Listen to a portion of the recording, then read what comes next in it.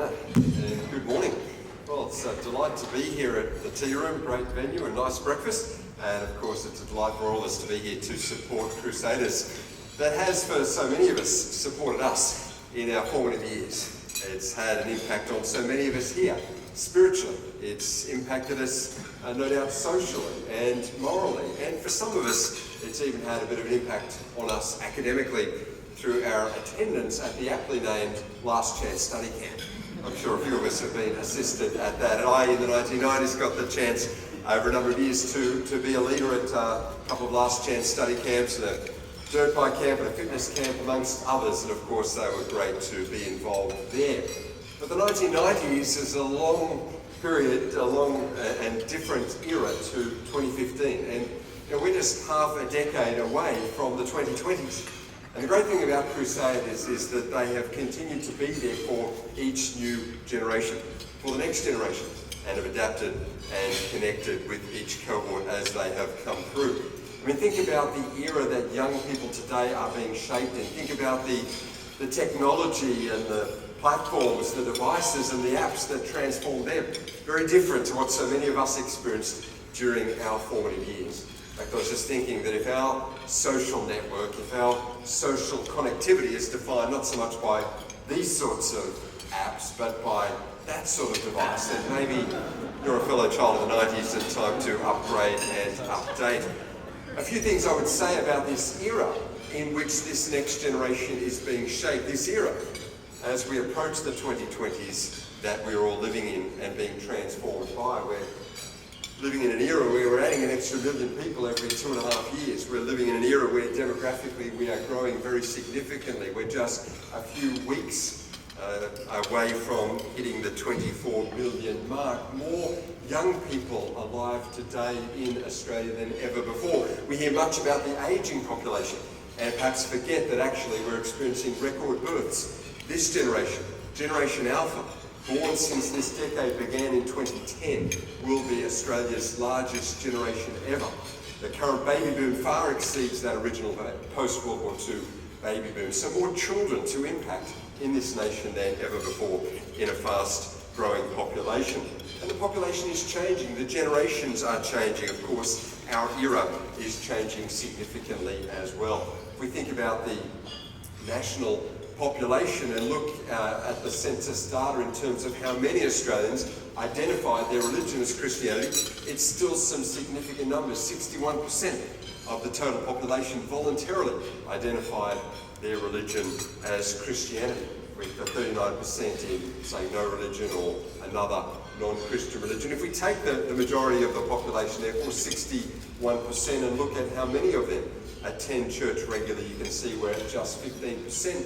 So we have an astonishing 46% of our total nation who are warm towards Christian things and yet not personally practicing that, not being part of a church, but open to them or their children being involved in some form of Christian activity. What a mission field, what an opportunity that Crusaders connect with this almost half of the population that in some way identify with Christianity even though they have no personal activity around it. Now the challenge we have with the church is that we've got an ageing population there. The average age of someone who sits in a church pew on a Sunday morning is 53 years of age, data from the National Church Life Survey. And yet we know from that same national research that of all of those who sit in the pews, 4 in 5 of them made their first faith decision at age under 20. And so it's in the younger years that people are making their decisions, even though the church is comprised of an older or aging population. And so to connect with this next generation, we have to adapt and adjust just as they do. It's a population that is moving. We've got a generation today that'll spend longer in education, that'll move across more careers, that'll stay a shorter time per job, that'll work longer and live longer, be active later in their life and have longer in which to impact their generation and their society during their years. Based on the 3-year average national tenure per job and longevity trends and working through the 60s, which will be the trend for this generation of school-age young people. We know that they will have 17 separate jobs in their lifetime. They'll work across 5 separate careers. They'll live in 15 different homes. They will work, if we think about just the hours at work, not including commute time, they will work 84,000 hours at work in their lifetime.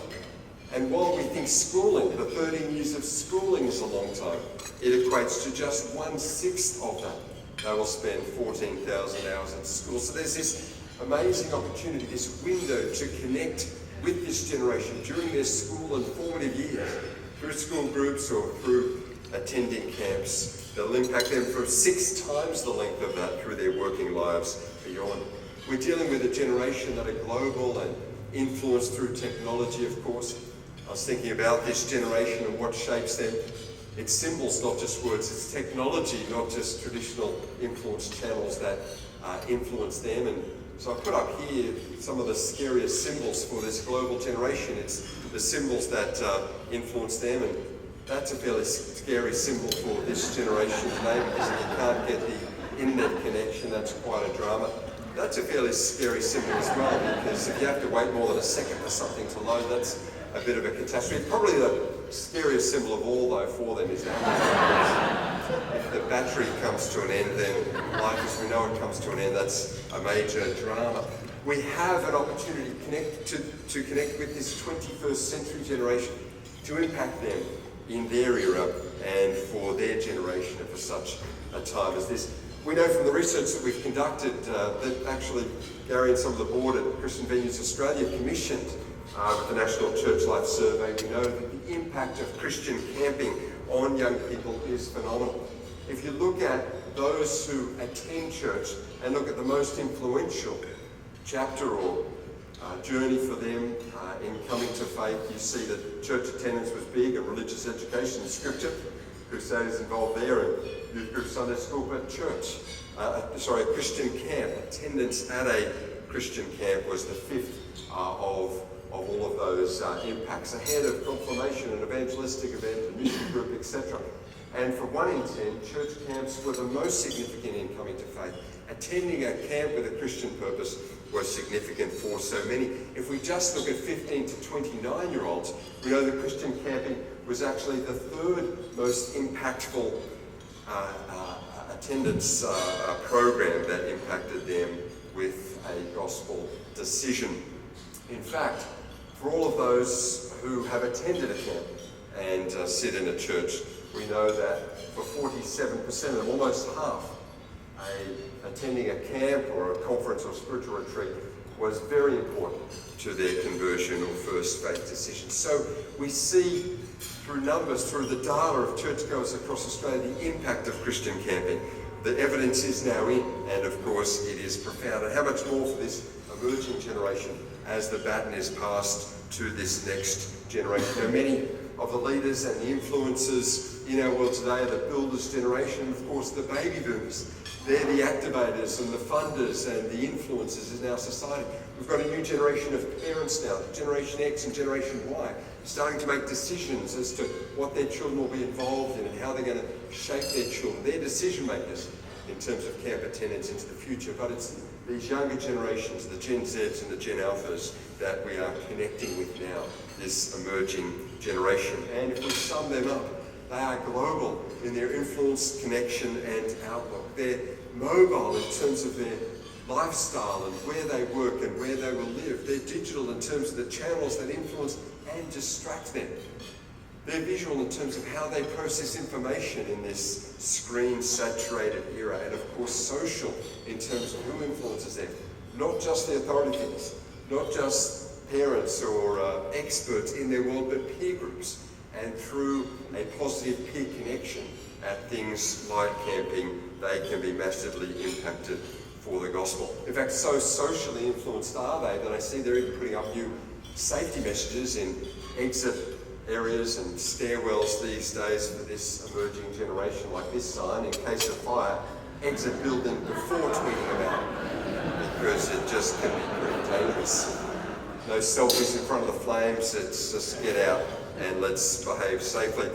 Finally, some last little bit of data from the research that we ran looking at the impact of Christian camp attendance, and we found that camp attendance results in discipleship and spiritual life transformation, not just in terms of a point of decision, for the gospel, but those who have attended a camp and sit in a church, we know that they're twice as likely to attend church weekly than those who did not attend a camp in their formative years. They're twice as likely to have a daily devotional practice in their life, 3 times as likely as those who sit beside them in church who didn't go to a camp to say that the importance of God in their life is number one, and they're twice as likely to be in a leadership role, a ministry role in their lives. We know that the impact of attending a camp helps in other decisions of their spiritual journey as well. 57% of them say camp attendance strengthened their Christian faith, or they made a Bible college or other ministry decision. They responded to ministry or a missions call through attending a camp. So we see the impacts even beyond that initial faith decision for those who attend camp. And as Gary has shared so many times, for those that have heard him speak, that great verse that Crusaders often uses in Psalm 78, I thought I'd beat him to the punch by putting it up here to conclude. We will tell the next generation the praiseworthy deeds of the Lord, his powers and the wonders he has done. May that be our call as well, and may we assist Crusaders as they endeavour to do it. And all the best with generations Y and Z.